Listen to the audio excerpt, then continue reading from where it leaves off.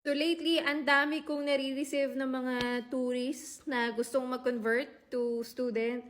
And ito yung mga, ano ko dito, ito yung take ko dito. Kung wala ka pa sa Canada at nagbabala ka na mag-tourist at nangangarap ka na makakuha ng employer, walang masamang mangarap. Pero hindi ganun siya kadali para makakuha ka ng employer. Kasi yung mga employer dito, yung iba hindi sila willing go through ng LAMIA, 'di ba? Yung LAMIA kasi maproseso siya at magastos din siya. Syempre, kung ikaw ang employer, sinong gusto mong i-hire?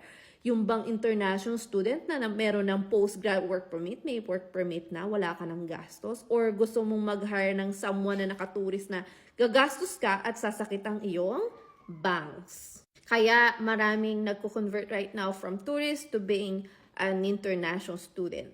So, possible yon kasi may mga natulungan na tayo ng mga student na nag-convert na. Ang challenging lang is, syempre, gusto mo